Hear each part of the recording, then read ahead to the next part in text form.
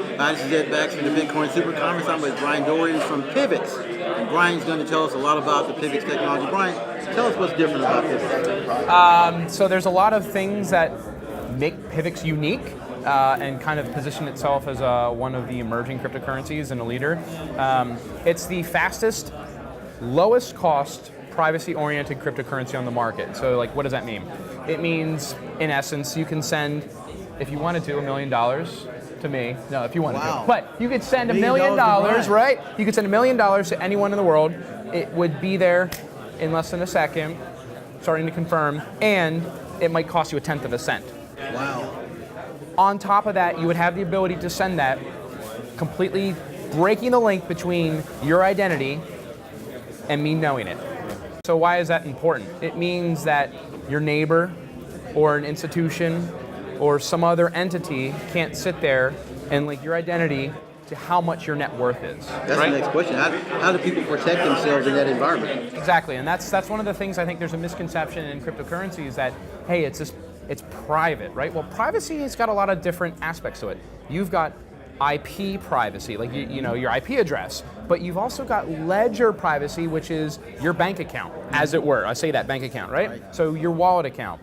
So that's one of the things that PIVX excels at, is actually providing that layer of anonymity, right? So it's basically like me saying like, hey, most of these cryptocurrencies are like me saying, hey, guess what? I can see into your checking account. Wow. I can't take out, I can't put in. I mean, you'd be like it if I could put in, right? But I can see everything.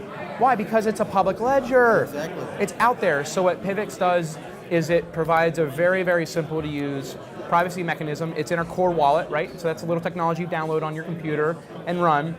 And you have the ability to then completely anonymize how much you have. And then when you send it, that person can't link it back to you. Brian, how purely disruptive do you think PIVX will be? It's already disrupting the industry, and by that, like, there's a couple ways you can measure that.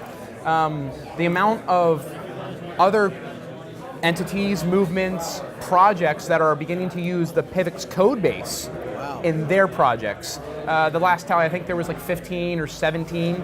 You know, whether they're scam coins or whatever. So you can take your technology and embed it in other technologies and make it's open source. Better? Yeah, so we're open source, right? So there's other projects that are actually taking this and using it for their projects as well. So from that standpoint, I'm like, yeah, people are starting to pay attention to what PIVX is doing because the innovation is pushing the thresholds of not just privacy, but being a currency as well. Wow. So where are you right now in the company? You guys rolling out now? Have you already deployed? Yep. Do you foresee any more capital raises going forward? Yeah. So that's actually a really interesting question. PIVX was launched in January of 2016. Wow. There was no ICO. There was no Instamine, which is basically a fancy word of saying the original developers mined a bunch of the coins and then told people about it.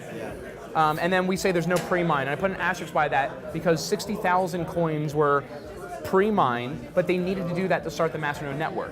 So what did they do? They said, hey, we're going to pre-mine 60,000, and we will publicly burn those coins at this block. And that's already occurred. That occurred a long time ago. How do the people in the community benefit from mining PIVX? Great question. So nobody actually mines in PIVX, right? Or traditionally, it's not proof of work. Our algorithm is called proof of stake, right? So a real quick difference of that. Yeah, kind of delve into that proof of stake thing. So proof of work, what you see is, the original vision is everyone would have a miner, like a hardware device in their house, mining Bitcoin. Hold on. Yeah. You're saying that everybody could do this? Any person could do this? Well, in theory, that's how Bitcoin started. You had individuals in their basement mining Bitcoin, right? Yeah. And then what happened is they realized, if I put more power on this, I've got an advantage over my neighbor. And then all of a sudden a country went, hey, if I just build a gigantic warehouse mining farm, now the individual, there's no way you're going to earn the block reward, right? Mm-hmm. So that's what happens when you validate that block, the miners get rewarded. You and me, like, there's no way. We can't mine Bitcoin right now. So what happens is you centralize the power, and they're the ones that actually control the blockchain. Are you saying that you're decentralizing it? Yeah, so that proof of stake actually provides a consensus mechanism for validating the blocks. So instead of paying miners, right, to do the work and then you buy the coins from them, in PIVX, we pay ourselves. Why? Wow. Because we download our wallet, you're running the full network on your computer, and mind you, it takes like 2% of your memory. So it's basically idle. It runs in the background. So we don't need to have our own electric company to do that. No, you need a laptop or a desktop or maybe even a Raspberry Pi. You can run the entire blockchain, so that means you're in control of your currency, right? Bitcoin, you're not in control of the blockchain. No, you're not. With PIVX, you can be.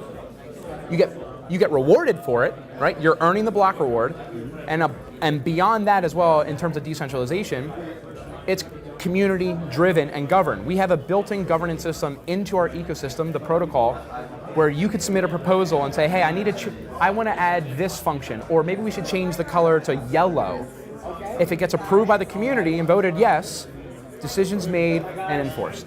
So theoretically, this is a true digital democracy, more than we've seen before. For the people, of the people. And by the people. Absolutely. Perfect. Brian, thank you very much for your time. I appreciate it. Thank you. Much success with PIVX. We look forward to talking to you again on the radio. Sounds good. Thanks, Brian. See you.